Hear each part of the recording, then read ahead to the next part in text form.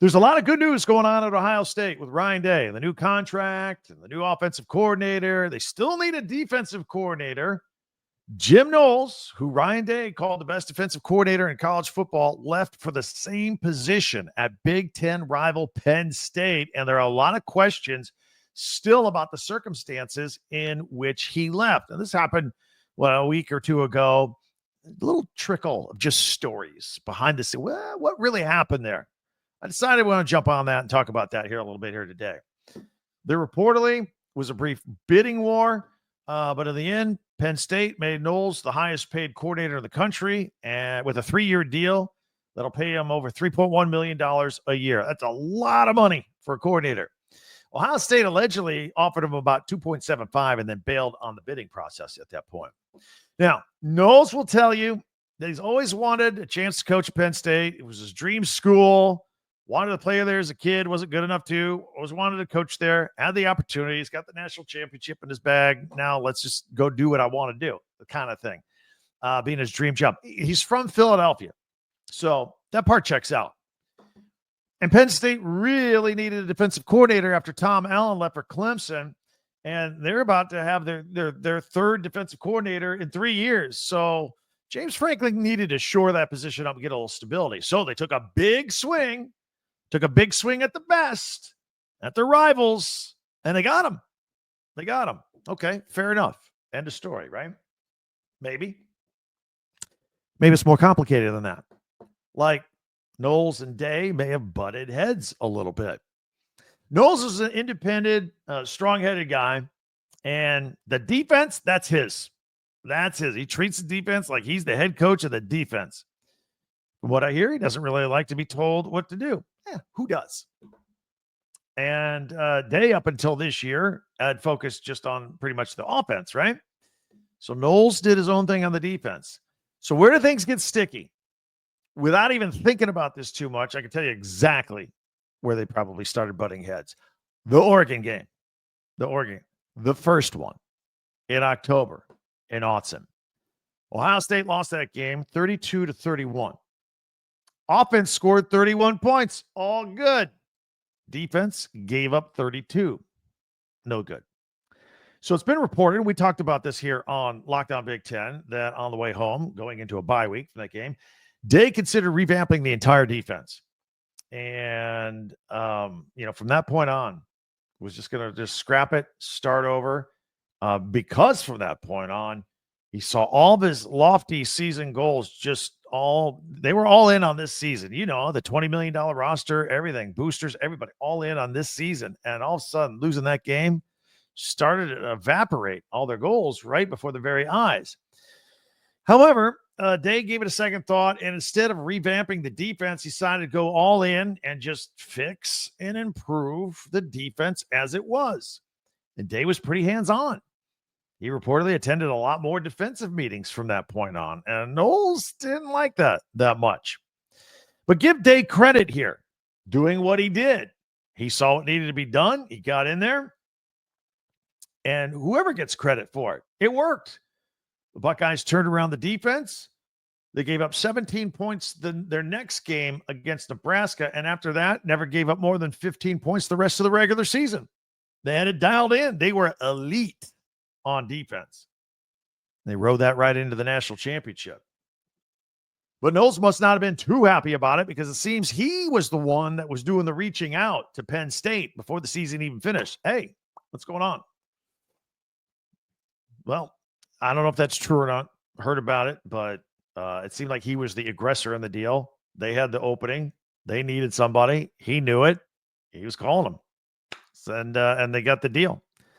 And I don't recall seeing him at the Buckeyes celebration as well when they came home to celebrate the national championship. Nevertheless, while almost everybody was enjoying the national championship, not everybody was happy with how it went down. And now Ryan Day needs to dial in a strong candidate to lead the Buckeyes defense. And I'm sure he will. Like Ryan Day said earlier, we're Ohio State. We'll get whatever we need. We'll get whoever we want. I'm pretty sure they'll be just fine. Indiana basketball coach Mike Woodson, not expected to return next season. The 66-year-old is expected to finish the season for the Hoosiers Indiana has lost 4 straight games, 6 of their last 7. The financial details of his exit are allegedly being worked out right now. And if he was or is fired, Indiana would owe him $8 million. It sounds like this is more of an amicable deal, probably still some sort of payoff. And they're talking about how they're going to dot the I's and cross the T's on this one. Look, there were high expectations for the Hoosiers this year after Woodson cobbled together one of the best transfer portal classes in the country. In fact, I saw some places it was ranked the best one. It brought in a whole new team. But for whatever reason, he's not been able to get this group to play well together. And Indiana does have one of the best name, image, and likeness collectives in the country. So attracting quality candidates for the job should be pretty easy to do. Question is, who would that person be? If you're a regular here and every day, you know I'm an Indiana grad, and I will tell you, I don't know. I know there was a faction that was really high on Dusty May, but Michigan hired him away last year, and he's turning Michigan around. So I don't know. I'll flat out honest tell you, I don't know what direction they will go. But we'll see in due time. I'm sure there'll be plenty of candidates lining up for that job. In the meantime, the Hoosiers are in dire straits, and they're likely going to miss the NCAA tournament for the second straight year. Now, look, they're going to use this with kid gloves. This isn't a firing and get out of here or anything like that. Well, they owe Woodson a lot. Woodson has deep ties to the university. He's a former player. He played under Bob Knight from 1976 to 1980. He was a first-round pick of the New York Knicks. He played 11 years in the NBA and coached in the NBA for 25 years before Indiana hired him in 2021 to replace Archie Miller. Things seem to get off to a good start early on, but they when Trace Jackson Davis decided to stay in school, and they did okay. And but it seems to be slipping away these past couple of years. Anyway, that's what's going on at Indiana. Speaking of hoops, got some hoops this weekend. Let's start with tonight, Friday night. USC at number 7 Purdue men's basketball. That's 7 o'clock Eastern, 4 o'clock Pacific. That's on FS1.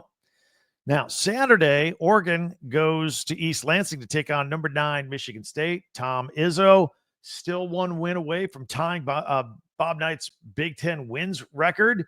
He could do that on a national, in front of a national TV audience. That's a noon Eastern, 9 a.m. Pacific game on Fox. Then number 21 Wisconsin is at Iowa. That's a 1 o'clock game Eastern on NBC. Number 24 Michigan is at struggling Indiana at Bloomington, 1 p.m. Eastern on CBS. And Penn State is at UCLA, 4 o'clock Eastern, 1 o'clock Pacific. That'll be on the Big Ten Network. UCLA is red hot right now. Number 23 Illinois is at Minnesota. That's at 6 p.m. Eastern on the Big Ten Network. And 3 o'clock Pacific. Illinois, up and down, unpredictable team. Minnesota, they've been beating some people at home in the barn there. Northwestern is at Washington. That is 10:30 p.m., 7:30 Pacific time on the Big Ten Network for your Saturday action. And Sunday, Super Bowl Sunday. Rutgers at number 18 Maryland. That's early. Don't worry, you can catch that before any football. 12 noon Eastern on the Big Ten Network. And Ohio State is at Nebraska. 2 o'clock Eastern, Big Ten Network. You can watch that and be all done and still catch a little pregame for the NFL. Meanwhile, the women, big game on Saturday. 8th-ranked Ohio State at 7th-ranked USC. Now, Ohio State, this is a good basketball team. They lost at number 1 UCLA on Wednesday. It was 65-52. UCLA is now 22-0. Ohio State, that was just their second loss of the season, 20-2. This is a good team. It's a good team. USC, not bad either. 7th-ranked team in the country, and they're coming off a Wednesday win at Wisconsin. This game for the women, Saturday night, Ohio State and USC, 9 o'clock Eastern, 6 o'clock Pacific on Fox. So that's your hoop schedule. A lot of great Big Ten hoops here in the middle of February. All right. Closing out the week, we got our picks. I'm going to give you my Super Bowl pick, and then I'm going to look at some Big Ten basketball. I've highlighted a few games I want to touch on. That's all coming up next right here on Locked On Big Ten. Watching games is exciting, but it's more exciting with FanDuel.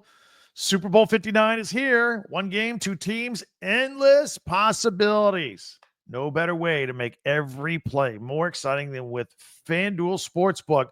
Whether it's predicting the first touchdown, calling who's going to be the MVP, you can even wager on the flip of the coin, heads or tails, the color of the Gatorade that gets dumped on the coach. It's all right there. Right until the final whistle, you got it all. So they got live betting features that let you stay involved no matter what happens on the field. They got an app that's super easy to use. Plus, knowing that you can place a $5 bet and potentially win $200 in bonus bets for the Super Bowl, it's just icing on the cake. Download the app or head to FanDuel.com and get started. Bet just $5, and if you win, you'll score $200 in bonus bets. That's FanDuel.com. Bet with FanDuel, official partner of Super Bowl 59.